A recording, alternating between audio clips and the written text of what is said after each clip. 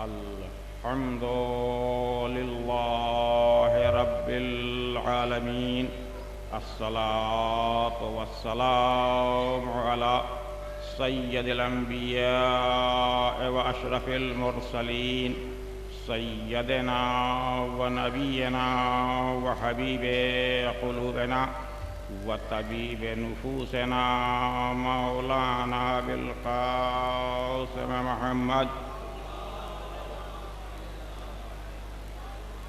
وآله الطيبين الطاهرين المعصومين ولعنة الله على أعدائهم أجمعين من يومنا هذا إلى قيام يوم الدين. أما بعد فقد قال الله تبارك وتعالى في كتابه المبين. بسم الله الرحمن الرحيم. يا أيتها النفس المطمئنة ارجعي إلى ربك راضية مرضية فادخلي في عبادي وادخلي جنتي. صلوات حضرت محمد وعلى آله.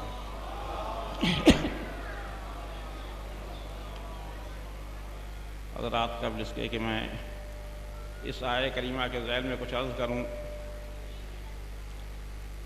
آپ حضرات چونکہ بلافظ کے ماننے والے ہیں اور یہ بہتر نہیں ہے کہ بلافظ کے ماننے والوں کے درمیان فاصلہ ہو، لہذا آپ حضرات سے گزارش ہے کہ آپ حضرات ذرا آگے تشریف لے آئیں.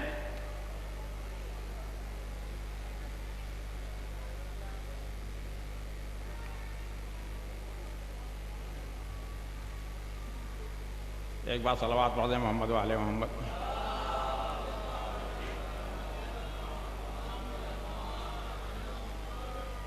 قرآن مجید فرقان حمید کی بہت ہی مشہور و معروف آیہ کریمہ جس کی تلاوت کا شرف حاصل کیا ہے. خداوند عالم کسی نفس محترم کو نفس مطمئنہ کہہ کے آواز دیتے ہوئے ارشاد فرما رہا ہے، یا ایتھا النفس المطمئنۃ ارجعی الی ربک راضیۃ مرضیہ. اے نفس مطمئنہ کے مالک، پلٹ آ اپنے رب کی طرف اس حالت میں کہ تو اس سے راضی، وہ تجھ سے راضی. فادخلی فی عبادی وادخلی جنتی، اور داخل ہو جا اس کے بندوں کے ساتھ اس کی جنت میں. خداوند عالم نے اس آیہ کریمہ میں جس نفس محترم کو نفس مطمئنہ کہہ کے خطاب کیا ہے، علماء و ذاکرین متفق ہیں اس بات پر کہ وہ ذات محترم حضرت امام حسین علیہ السلام کی ذات مبارکہ ہے، جسے خداوند عالم نے نفس مطمئنہ کہہ کر خطاب کیا ہے. اب سوال یہ پیدا ہوتا ہے کہ انسان کو اطمینان کب محسوس ہوتا ہے، اطمینان کب ملتا ہے؟ دیکھیے، اس دنیا میں اگر دیکھا جائے اور اس دنیا کا جائزہ لیا جائے تو کسی بھی انسان کو آپ کو کوئی انسان مطمئن نظر نہیں آئے گا. ہر انسان کسی نہ کسی فکر میں ضرور ملے گا، پریشان ضرور نظر آئے گا. انسان کی زندگی کا کوئی حصہ ایسا نظر نہیں آتا ہے کہ جہاں انسان اطمینان کی سانس لے سکے. جدھر بھی دیکھیے افراتفری کا عالم نظر آتا ہے. لیکن ظاہر سی بات ہے کہ جس کو خداوند عالم نفس مطمئنہ کہہ رہا ہے اس کے اطمینان نفس کا عالم کیا ہوگا؟ اب رہ گیا یہ کہ اطمینان حاصل کب ہوتا ہے، کیوں کر حاصل ہوتا ہے. تو جب ہم نے قرآن مجید کی تلاوت کرنا شروع کی، قرآن کے اوراق کو الٹنا شروع کیا کہ آخر قرآن سے کوئی نتیجہ نکل سکتا ہے کہ نہیں، قرآن کوئی راستہ بتا رہا ہے کہ نہیں بتا رہا ہے کہ ہمیں اطمینان کیسے نصیب ہو، اطمینان کیسے حاصل ہو. تو قرآن آواز دیتا ہوا نظر آ رہا ہے، الا بذکر اللہ تطمئن القلوب. ذکر خداوند عالم انسان کے قلبوں کو اطمینان بخشا کرتا ہے. صلوات پڑھیں محمد و آل محمد. اب معلوم یہ ہوا کہ ذکر خدا جو ہے وہ دلوں کو اطمینان بخشا کرتا ہے. لیکن اب اسے کیا کیا جائے؟ کہ جب میں نے احادیث رسول اسلام پر نگاہ کرنا شروع کی تو مجھے یہ کہیں نہیں ملا کہ رسول اسلام نے کسی حدیث میں یہ ارشاد فرمایا ہو کہ اپنی مجلسوں کو زینت دو ذکر خدا سے، بلکہ رسول اسلام تو یہ فرماتے ہوئے نظر آ رہے ہیں کہ اپنی مجلسوں کو زینت دو ذکر علی ابن ابی طالب سے، لأن ذکری و ذکری ذکر اللہ و ذکر اللہ عبادہ۔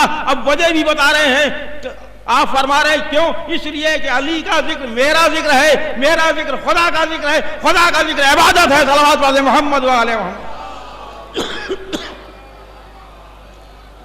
تو جب اس آیہ کریمہ کو، جسے میں نے اپنا عنوان کلام قرار دیا ہے، اس حدیث مبارکہ کی روشنی میں اگر دیکھا جائے تو صاف بات ظاہر ہوتی ہے کہ اگر اطمینان قلب حاصل کرنا ہے تو ہمیں ذکر مولائے کائنات حلال مشکلات غالب کل غالب علی ابن ابی طالب سے غافل نہ ہونا چاہیے، اس لیے کہ جہاں اللہ کا ذکر اطمینان قلب دیتا ہے وہیں علی کا ذکر بھی وہ ہے جو اطمینان قلب دیتا ہے۔ صلوات پڑھیں محمد و آل محمد۔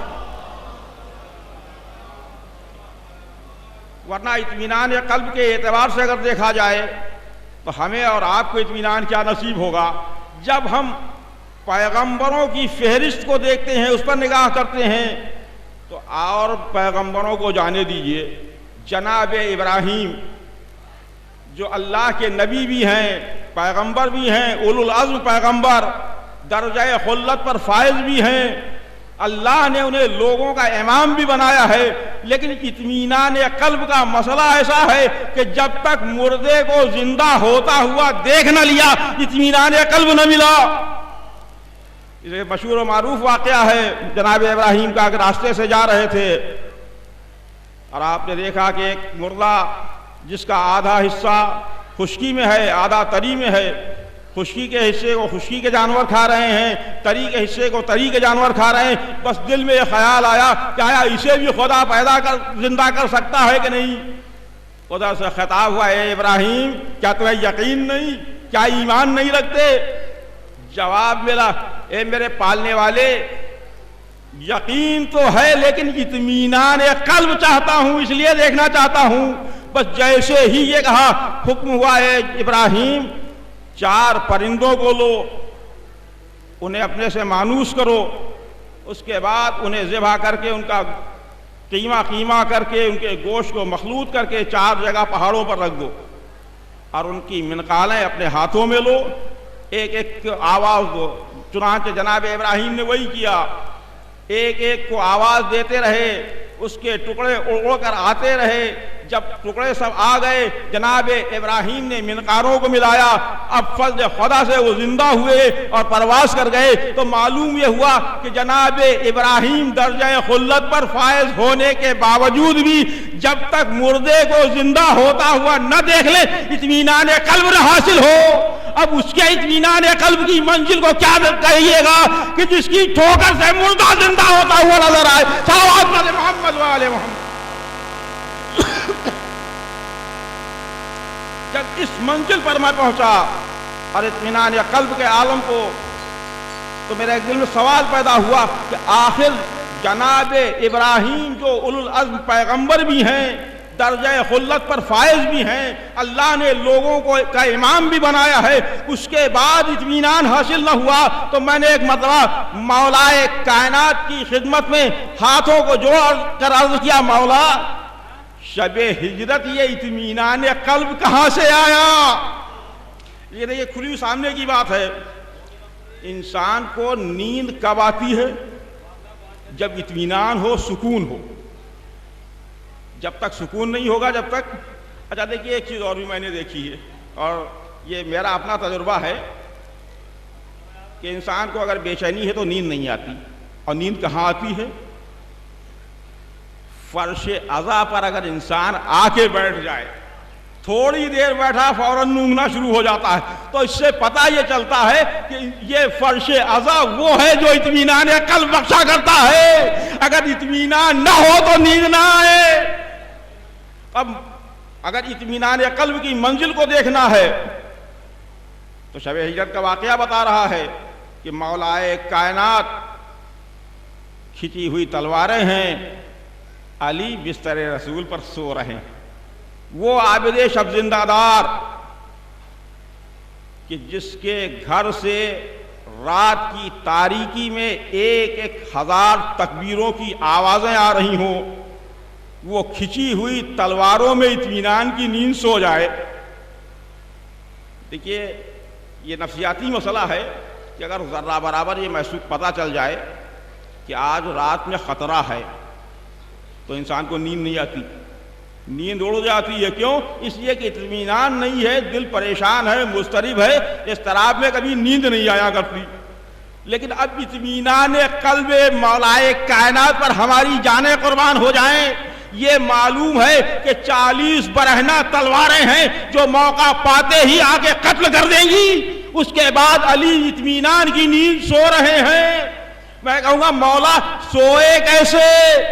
تو عجب نہیں کہ علی کا پہلا جواب یہ ہو کہ اطمینان قلب میرا کیا دیکھتا ہے؟ ارے پہلے یہ دیکھ لے کہ اللہ جس حسین کو نفس مطمئنہ کہہ کے آواز دے رہا ہے، میں اس کا باپ علی ہوں۔ صلوات پڑھ محمد و آل محمد۔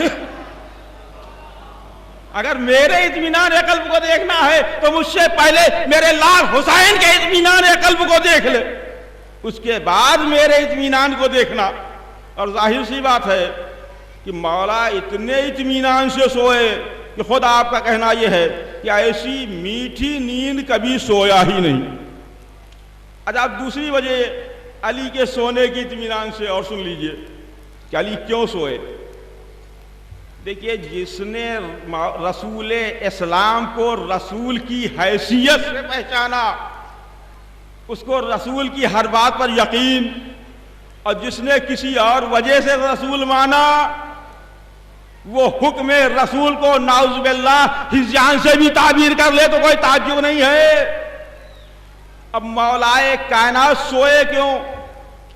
دیکھیے رسول اسلام نے جب مولائے کائنات کو سونے کا حکم دیا تھا تو اس کے ساتھ ساتھ ایک چیز اور کہی تھی، یا علی یہ امانتیں جن لوگوں کی ہیں ان تک پہنچانے کے بعد مجھ سے مدینے میں آ کے ملنا۔ علی جانتے تھے یہ معمولی انسان نہیں ہے، یہ وہ رسول ہے، وہ نبی ہے کہ جس کی زبان مقدس کے اوپر ما ینطق عن الہوی ان ہوا الا وحی۔